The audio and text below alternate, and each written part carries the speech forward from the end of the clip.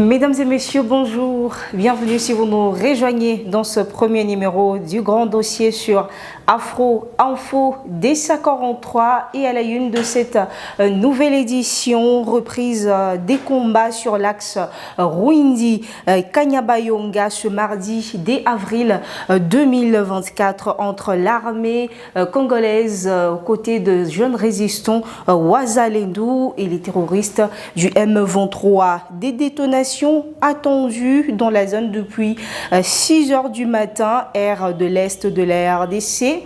Hier, un groupe de jeunes résistants Wazalendo qui seraient venus de l'Outéhé ont tiré plusieurs balles près d'une position des terroristes à Kibirizi. Sans réplique des terroristes du M23, les résistants Wazalendo ont rebroussé chemin sans affrontement selon le source locale.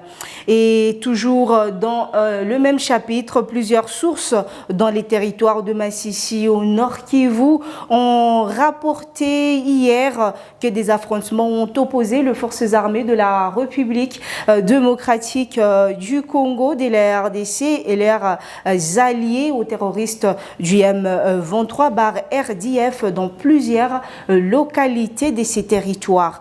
C'est notamment dans la zone de Gatovu, dans le groupement Bachali KMB et autour de la cité des Saké. Ces sources ont affirmé qu'il s'agissait d'une réponse de l'armée congolaise aux attaques des terroristes du M23, notamment à Gatovu et dans les collines environnant la cité des Saké, située à une vingtaine de kilomètres de la ville de Goma. Par ailleurs, la zone des Rwindi a vécu une accalmie précaire après de forts bombardements de l'armée congolaise dans la zone le week-end dernier. Et parlons à présent de la nomination de la toute première femme et nommée première ministre. Judith Tuluka Suminwa, 57 ans, était ministre d'État en charge du plan, originaire du Congo central. Elle a notamment eu la charge de piloter le programme de 145 territoires. Quelques heures après sa nomination, je sais que la tâche est grande et le défi immense, mais avec l'appui du président Félix-Antoine Tshisekedi et celui de tous, on y arrivera, a-t-elle déclaré après sa nomination.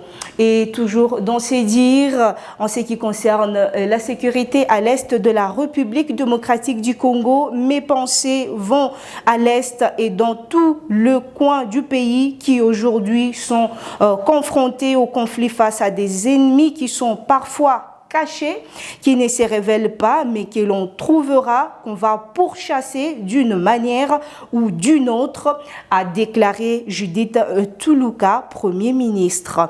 Et face à cette nomination, l'ex-Premier ministre Jean-Michel Samalou Kondé Kyenge a présenté ses sincères félicitations à Madame Judith Suminwa Tuluka pour sa nomination historique, tant que la première ministre de la République démocratique du Congo par son Excellence Félix-Antoine Tshisekedi. Confiant dans son sens élevé de leadership, Jean-Michel Samalou Kondé a dit croire que la nouvelle Premier ministre, Madame Judith Suminwa, fera une bonne successeur à ses postes pour le bien de la RDC. Il lui a par la suite souhaité plein succès. Il a également adressé toute sa gratitude au chef de l'État pour la confiance lui accordée à la même fonction et a renouvelé toute sa loyauté. Et toujours dans ce même chapitre, les Nations Unies ont soutenu vivement l'inclusion d'autres femmes dans le bureau de l'Assemblée nationale et provinciale à d'autres postes de responsabilité au sein des institutions. Et quant à cela, Le coordonnateur du programme PDDR-CS au Nord Kivu, Clovis Mounihiré, a adressé ses sincères félicitations à Madame le Premier ministre. Il a dit merci au président de la République qui a vu qu'il était important aujourd'hui, en 2024, depuis 1960, de nommer une femme à ses postes. Pour nous, c'est un signe d'un vent nouveau et qui va contribuer à la paix dans notre région, longtemps fragilisée par la guerre, a déclaré Clovis Mounihiré, coordonnateur du programme PDDR-CS au Nord Kivu. Et parlons à présent dans cette édition de l'affaire corruption des agents l'IJ FARDC, le lieutenant-colonel Ngoyi Katengo Géry, écopé d'une peine de 4 ans de prison. La haute cour militaire a rendu son jugement le week-end dernier dans l'affaire des tentatives de corruption des agents de l'inspection générale des forces armées de la République démocratique du Congo. Le principal accusé, le lieutenant-colonel Ngoyi Katengo Géry, responsable du bureau de rémunération de militaires à la 34e région militaire, écope d'une peine de 4 ans de prison ferme. Il a été jugé et condamné pour avoir tenté de corrompre les agents de l'inspection générale des forces armées de la République démocratique du Congo alors qu'il était en mission à Goma. Quant à ses co-accusés, la haute cour militaire a confirmé les jugements du premier juge en acquittant le lieutenant-colonel Kasongo Kapinga Gabriel, le major Nyundu Ngelengwa Israël et les 2 capitaines Alimasi Bienfait et Lassikaba Mokili innocents. Et toujours dans ces grands dossiers, parlons du bureau conjoint des Nations Unies aux droits de l'homme a reporté hier dans la soirée une augmentation de 2% en termes de violations et atteintes de droits de l'homme en RDC.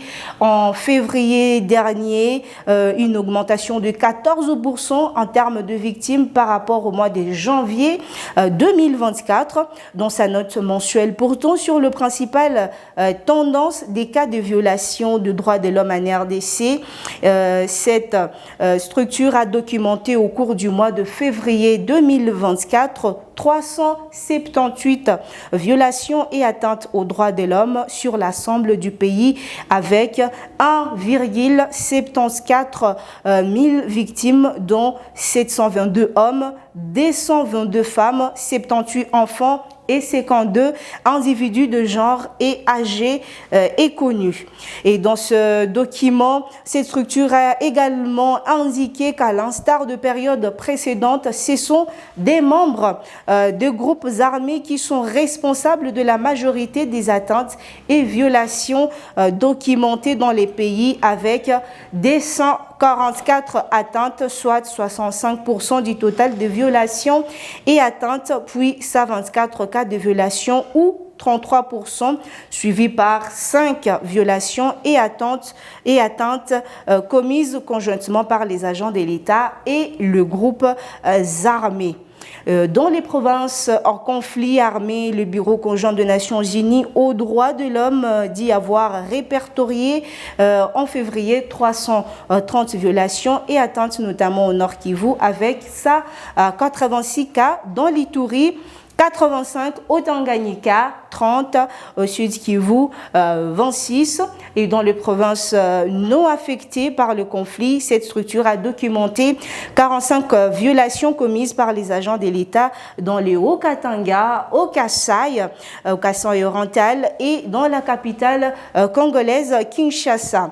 Toutes les tendances ainsi publiées par les violations des droits de l'homme ont été partagées avec les autorités du pays afin de permettre que justice soit rendue aux victimes et des sanctions prononcées contre leur auteur, précise ces rapports.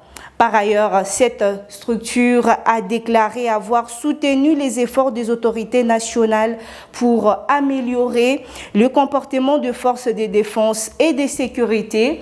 Au moins 21 activités de sensibilisation et de renforcement de capacité ont été organisées au cours du mois de février sur l'étendue du territoire national. Et c'est par ici que nous mettons un point à ce numéro du grand dossier. Likez pour sécuriser la vidéo. Abonnez-vous si vous êtes nouveau ou nouvelle à la chaîne. Et surtout, n'oubliez pas de la partager à un maximum de personnes. D'ici là, portez-vous bien. On se retrouve très prochainement pour un nouveau numéro.